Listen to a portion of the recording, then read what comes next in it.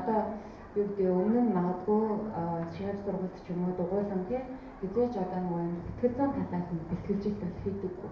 Тэгэхээр ерөнхийдөө сэтгэл зүйн судалгаа юм уу сэтгэл зүйч заавал бэлтгэлжилттэй хослуулж ижлийн амжилт тасралтгүй гарах боломжтой. За уулын дууссан байна. Ганц энэ үг. Одоо офсын тэр сайхан школ байгаа шүү. Тэрийг манай амжилтаараа бизнес зүйлүүдийг хийгүүл. Тэгээд өөр нэг амжилт байгаа юм шүү Монгол тэр юм. Ер нь бол манай зүг багтаа. Ер нь бол манай Орсын школтой шүү дээ. Зэрэг манай өөрөө бас за нөгөө нэг тэднэр чинь Орсын сургууль төгссөн. За түүгээр дамжуулаад би сэтгэл зүйн судалгааны ажил явуулаач гэсэн хүсэл төрсэн боловч юу ч хийгээгүй. Тэгэхээр бас одоо төрөв техник эзэмшилтийн хувьд бол Орсын школ өөр байна гэж би бол харж байгаа. За баярлалаа. За одоо бид нар энэ хэсгийнхаа 3 дахь хэлбэрийг барья.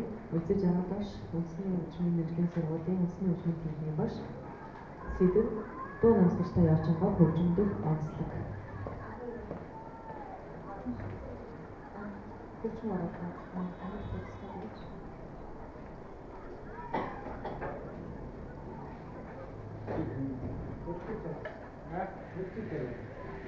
За үзэж аваад баш 15 минут хараа багтаад бидний төрөөрэй. Таньд сүүлийн 3 минутыг цаашаа хараад болно.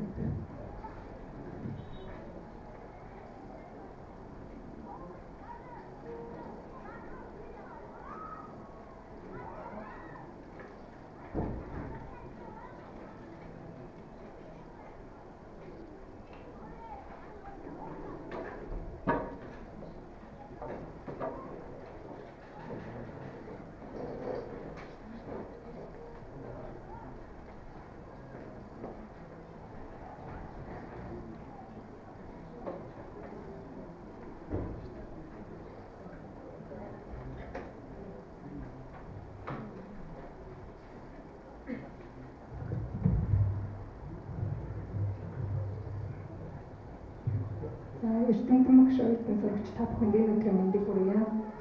Миний ихтгэлийн сэдэв бол дуу намсагчтай явж байгаа хөгжмөдөх онцлог.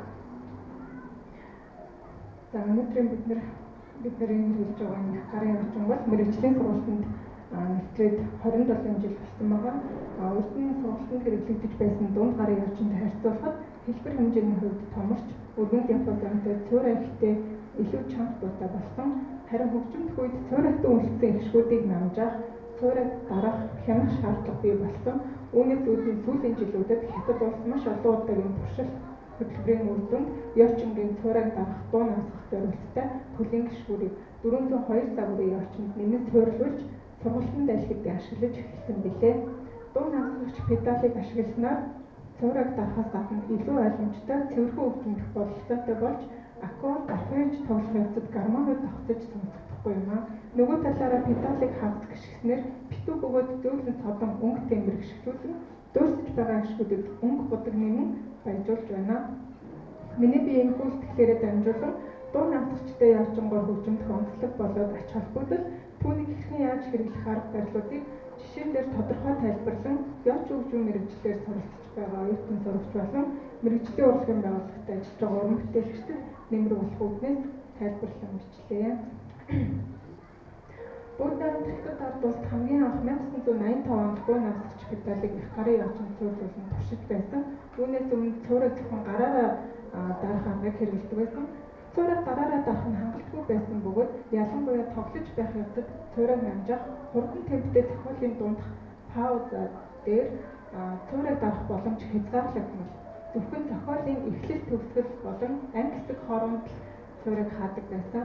Харин дэлхийн зарим улс орнуудын явцтай ижил төстэй дуу намсагчтай хөгжмийн зэгцүүд судалгаа хийж туршсаар анхны дуу намсагчийг нэмэн суйрлуулж байжээ.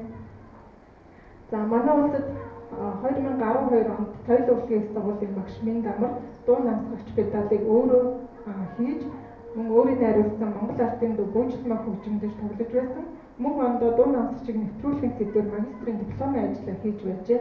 Уг хөгжмөндөр мөн хөгжим коллежийн оюутан Паган 2015 онд Паганини Капризийг номер 5-ыг амжилттай хөгжимдөж байсан.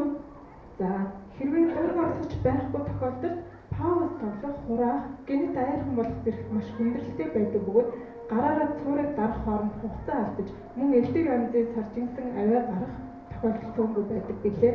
Түүнчлэн өгүүлбэр фразууд тодорхой бус цугласан аккордууд тоглоход гармонууд авсан цэвэр бус дуугарах, зохиолын утга санааг бүрэн илэрхийлэн гаргахад учир дутагдaltaй байсан. Ялангуяа найрал хөгжимдөд пауз тоглох үед байнга гараараа цуурыг хангах, удирдаач хөгжмөнд бүрэн дууссан хураахаас арай өртөж цуураагаа дарах зэрэг хүндрэл бидэнд өдөр бүр тохиолдож байдаг билээ.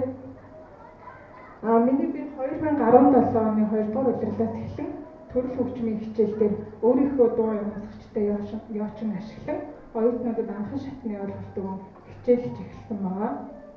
За одоогоор хятад улсад дуу намсагчийг хоёр янзаар хийж цуурлуулж байгаа. Нэгд нь бол хөлөөрөө гიშгэхэд зөөлөвчүүд утсанд хүрч цураг нөгөө хоёр дахь нь болохоор хөлийн үлмийг дээш өргөхөд зөөлөвчүүд утсанд хүрч цураг хадгаа. Эхний хувилбар нь бол тийм ч оновчтой биш байсан. Учир нь хөл гар хоёр салж хөгжигдэж байгаа энэ үед тоглогч гишгүүрийг хэд хүчтэй гიშгэх магадлал өндөр бөгөөд хүчээ зөв тохируулалгүй огцон хүчтэй гიშгснээр цуурайтсан их шиг зөөлөвч хоёр шүргэлцэж элдв аваа гарах, цуурлуулсан педаль амархан эвдрэх, мөн хөгжим царгийн дуу орох зэрэг эрсдэлтэй байдаг байна. Харин хоёр дахь хувилбар нь дуу намсагчийг анхнаасаа цуурлуулж хийхдээ зөөлөвчүүдийг тохиромжтой байрлалд хэдийн байрлуулсан байдаг учраас тоглогч үлмийг дээш авахд цуурыг цэвэрхэн дарж эдгээр эрсдэл гарах нь бага байдаг. За яочин дуу намсагчийг нэмж цуурлуулахад олон янзын асуудлууд гардаг. Жишээлбэл хөгжмийн дууралт өөрчлөгдөх, царгиж дуу орох, өнхрүүлэх, булгуур тохируулгнууд тэглэх, хөг тогтохгүй байх юм. Иймээс дуу намсагчийг цуурлуулахаа өмнө утаснуудаа тольж шинжилдэг. Мөн бүх булгуур хөгжлөгчнүүдийг салхан авдаг. За цуурлуулсныхаа дараа бол цэрүүн газар хөгжмөө хадгалж 2-7 хоногийн турш өдөр хөглж байдаг. За дараачих нь дуу намсагчийн тэмдэг тэмдэглэгээ. 4 янзын тэмдэг тэмдэглгээтэй байдаг. Эхнийх нь бол яочингийн цуурыг хаах, хоёр дахь нь яочингийн цуурыг нээх, дараагийнх нь педалыг хагас гიშгэх, хамгийн сүүлийн цуурыг гараараа дарах. Цуурыг хахдаа зарим тохиолдолд таслаар тэмдэглэх нь илбэг байдаг. За дуу намсагчийг маш олон төрлөөр гიშгэж хэрэглэдэг. Нэгдүгээрт нь хэмнэлтэд гიშгэх, хоёрт нь хүчтэй болон зөөлөн гიშгэх, гуравдугаарт нь хурдан ба удаан гიშгэх. За энэс би нэг жишээ авч хэлэхэд хүчтэй болон зөөлөн гიშгэх гэж хоёр дахь арга дээр жишээ авъя. Зөөлөн гიშгэхийг бол ихэвчлэн хурдан темптэй бүтээл хөгжимдөх үед илүү цэвэрхэн хөгжимдөхийн тулд илт дуу хааж таталталгүйгээр маш зөөлөн гიშгэнэ.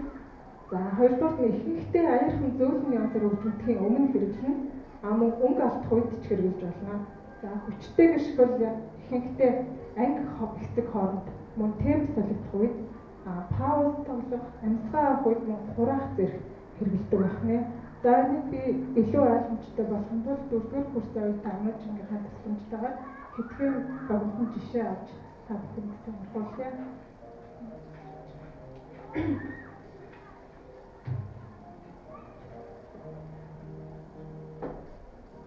За эхний жишээ хятадын одоо нэрт явж хөгжимчөөс Хянзууга гэдэг хүний Дэнчүүний шүний оролт зохиолын хэсгээс оруулсан. За энэ дээр пауз болон арпеж тоглох үед педалыг хэрхэн ашиглаж байгааг та бүхэнд сонирхуулж харуулъя.